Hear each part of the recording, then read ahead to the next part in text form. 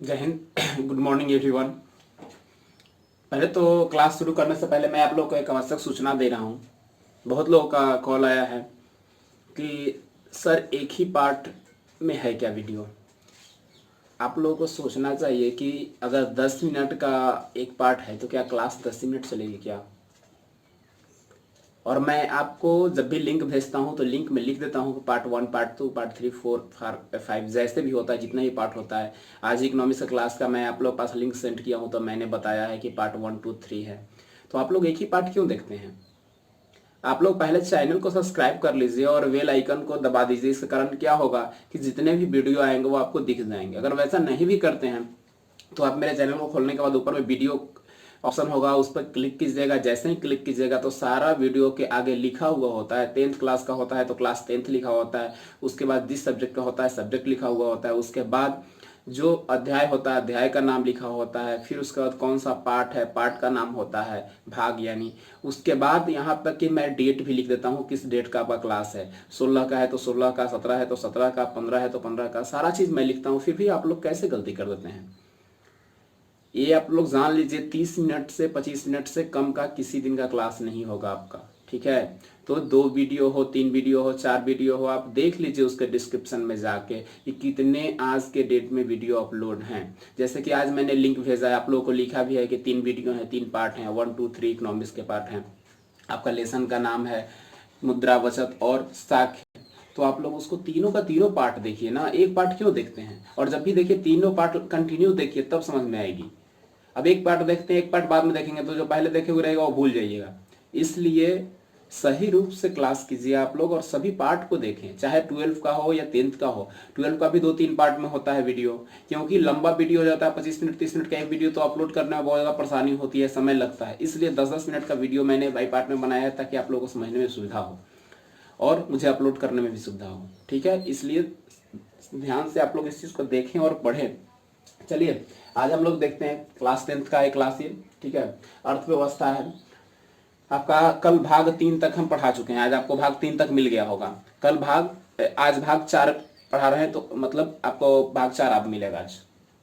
देखिए मुद्रा, बचत और साख है। जहां तक पढ़ाई हो चुकी थी उससे आगे हम लोग को पढ़ना है। हम लोगों ने पढ़ लिया था डेबिट कार्ड क्रेडिट कार्ड तक पढ़ लिया था, जो कि क्या है आज के आधुनिक युग की सबसे ज्यादा विनिमय करने की प्रणाली है। अब आगे देखिए मुद्रा का आर्थिक महत्व। मुद्रा का आर्थिक महत्व क्या है उसके बारे में हम लोग जानेंगे। तो मुद्रा का आर्थिक महत्व है, आधुनिक आर्थिक व्यवस्था में मुद्रा काफी महत्व है। यानी आज की जो अर्थव्यवस्था है वो पैसा के बिना क्या है, कुछ भी नहीं है। यानी बिना बैकबोन का बॉडी, यानी बिना बैकबोन के बॉडी, जैसे आप खड़ा नहीं हो सकते, बैठ नहीं सकते, वैसे बिना मुद्रा की अर्थव्यवस्था चल नहीं सकती है। चाहे वो पूंजीवादी अर्थव्यवस्था हो, साम्यवादी हो या मिश्रितवादी अर्थव्यवस्था हो, जैसी अर्थव्यवस्था हो कोई भी नहीं चल पाएगी। हमारे भारत में जान लीजिए आप लोग, ऑब्जेक्टिव में पूछता है कि इनमें से किस देश में मिश्रित अर्थव्यवस्था है, तो भारत में मिश्रित अर्थव्यवस्था होती है। इसको आप लोग जरूर नोट कर लेंगे कि भारत कंट्री में अर्थव्यवस्था मिश्रित अर्थव्यवस्था है, ठीक है। एक अर्थशास्त्री थे ट्रेस्कार्ट, उन्होंने कहा था कि यह मुद्रा हमारी अर्थव्यवस्था के हृदय नहीं तो रक्त स्रोत तो जरूर है। कल ही मैंने बताया था कि मुद्रा को उन्होंने कहा था कि यह हृदय नहीं है लेकिन रक्त का स्रोत तो जरूर है, रक्त तो जरूर है। तो उनका कथन ये था। प्रोफेसर मार्शल ने भी कहा था कि मुद्रा एक धुरी है जिसके चारों तरफ हमारी अर्थव्यवस्था चक्कर काटती है। यानी एक धुरी है, अक्ष है, यानी इस पॉइंट पे चारों तरफ चक्कर काटती है हमारी अर्थव्यवस्था। अगर मुद्रा को हटा दिया जाए तो अर्थव्यवस्था का कोई स्थान ही नहीं होगा, शून्य हो जाएगा, जीरो हो जाएगा। इन्होंने एक पंक्ति लिखी है, मुद्रा मुद्रा मुद्रा सूर्य प्रकाश से भी अधिक चमकीला, मधु से भी अधिक मीठा। यानी मुद्रा के बारे में, रुपया पैसा के बारे में उन्होंने बताया है कि जो रुपया पैसा है वो सूर्य के प्रकाश से भी अधिक चमकीला है, और जो शहद होती है, मधु होती है, मधु से भी अधिक क्या है, मीठा होता है रुपया पैसा। यानी बिना मुद्रा के आज जीवन की कल्पना भी नहीं की जा सकती। बिना पैसा के सोच लीजिए आप लोग, कुछ है, कुछ भी नहीं है। उन्होंने आगे कहा है कि आधुनिक विश्व में उद्योग मुद्रा रूपी वस्त्र धारण किए हुए हैं। यानी आज जो विश्व में जितने उद्योग धंधे हैं वो जो वस्त्र धारण किए वो मुद्रा का है, यानी बिना पैसा का कोई भी उद्योग धंधा नहीं चलने वाला है। तो आज का जो उद्योग धंधा है वो समझिए कि मुद्रा पे ही चलती है। पहले वस्तु विनिमय थी तो कैसे भी बहुत परेशानी होती थी लोग, लेकिन कैसे भी वो अपना कार्य कर लेते थे। लेकिन अगर आज वस्तु विनिमय प्रणाली का आप उपयोग करते हैं तो आप एक पल भी नहीं चल पाइएगा, एक दिन भी आपका नहीं कर पाएगा। इसलिए आज मुद्रा क्या है, सर्वोत्तम हमारे जीवन का एक स्थान रखता है।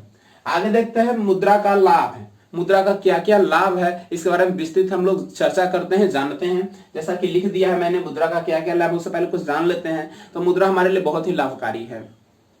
ये पूरे मानव समाज के लिए को लाभ पहुंचाती है, चाहे वो उद्योग धंधा हो, जैसे कि उपभोक्ता हो, उत्पादक हो, विनिमय हो, वितरण हो, राजस्व हो, मुद्रा के उसमें महत्वपूर्ण स्थान है। इसके बिना ये सभी अधूरे हैं। मुद्रा के निम्नलिखित यहाँ पे आपके 10 जो लाभ हैं, 10 लाभ आपको पढ़ने हैं। पहला है मुद्रा और उपभोक्ता का लाभ है, मुद्रा में उत्पादन का लाभ है, मुद्रा और साख है, मुद्रा विनिमय प्रणाली की कठिनाइयों का निवारण या निराकरण, मुद्रा में पूंजी का तरलता, मुद्रा में पूंजी की गति, मुद्रा में पूंजी का निर्माण, मुद्रा और आर्थिक प्रगति, मुद्रा और सामाजिक कल्याण। ये इतने आपके लाभ पढ़ने हैं जिसमें हम लोग विस्तृत से चर्चा करने वाले हैं। तो पहला है मुद्रा में उपयोगिता का लाभ। कह रहा है कि मुद्रा का अधिकार उपभोक्ता को लाभ है, जो प्रत्येक मुद्रा में इच्छा अनुसार इंसान अपना खरीद सकते हैं। यानी जो भी खरीदना है अपना इच्छा के अनुसार इंसान उसको परचेज कर सकता है, दे सकता है पैसा और वस्तु को खरीद सकता है।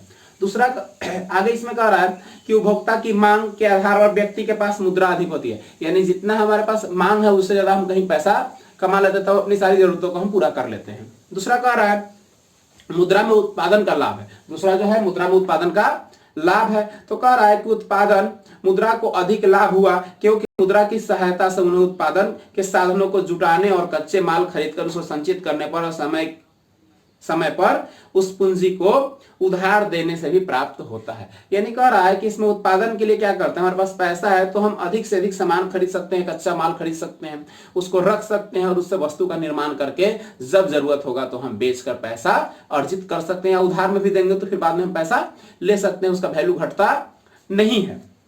अगला कह रहा है मुद्रा और साख। मुद्रा मतलब तो रुपया पैसा जानते हैं, साख मतलब होता है विश्वास, ये भरोसा।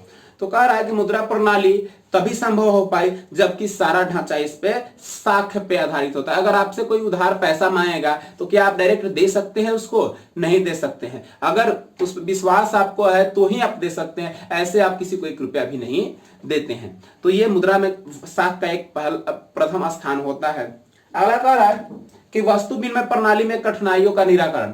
यानी वस्तु विनिमय प्रणालियों में जो कठिनाइयां होती थी, वस्तु से वस्तु जो खरीदना होता था, बेचना होता था, उसमें जो समस्याएं हमें उत्पन्न होती थी उनको दूर करने के लिए मुद्रा विनिमय प्रणाली आई। तो जो परेशानियां वो होती थी वो क्या हो गई? समाप्त हो गई। अगला है मुद्रा और पूंजी में तरलता। कहा है कि मुद्रा पूंजी का तरलता प्रदान करता है क्योंकि इसको प्रत्येक व्यक्ति को स्वीकार कर लेना होता है और मुद्रा के रूप में पूंजी का ही उपयोग करना पड़ता है। यानी आपके पास कितना पैसा है यही आपकी पूंजी बताती है। अगर आपके बैंक बैलेंस में करोड़ों रुपया है तो आप अमीर है, अगर बैंक बैलेंस खाली है तो क्या है? आप गरीब है। यानी मुद्रा ही आपकी तरलता को बताती है कि कितने आप अमीर है और कितने आप गरीब हैं।